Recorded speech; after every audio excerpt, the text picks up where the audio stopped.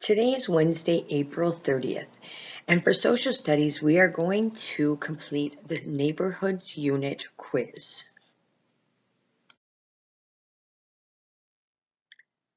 Hi class, this is the assessment or quiz for our social studies magazine, Neighborhoods, where we learned all about different neighborhoods, different kinds of maps and the symbols for maps and how to find our way through different neighborhoods, and different community helpers in neighborhoods, what we do in our communities.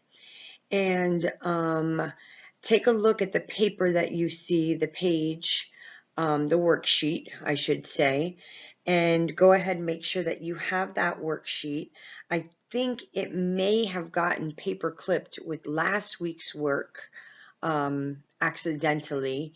So if you need to, make sure to pause the video and get that worksheet, and so that we can get ready to begin. Okay. All right, now that everybody has your worksheet ready to go, please make sure that you put your name up at the top right there. Name first. First thing you do on your paper, as always, that's right, write your name. Okay, and so what we're going to do here is I'm going to read each question, and you are going to either circle your answer or draw the answer that best describes what I'm asking you. Okay, so we're going to start right here with number 1, and the question for number 1 says, where does the bus belong on the map? Draw a line to where the bus belongs. All right, so this bus right here, where does it belong on this map? Okay, can you draw a line to show where the bus belongs on that map? Draw a line to show where the bus belongs on the map. All right, number 2. Number 2 says, circle the picture that shows the symbol for water. Circle the picture that shows the symbol for water. Remember, the symbol means a sign. Which of those is the sign for water? The symbol for water. All right, and number 3. Circle the picture of the person to ask for help if there is a fire. Circle the picture of the person to ask for help if there is a fire. All right, when you're finished, turn your paper over and we'll get started on the next side. All right, everybody should be on the back side of your page right now.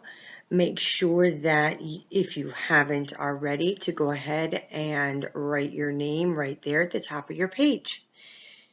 We're at number 4 right here, and the instructions for number 4 say, circle the picture that shows how people in the past got from place to place. So, in the past, remember, not the present, which is now, in the past, a long time ago. So, in the past, how did people travel from place to place? By car, by bus, or did they ride on horses from place to place? Circle your answer. Now, number 5.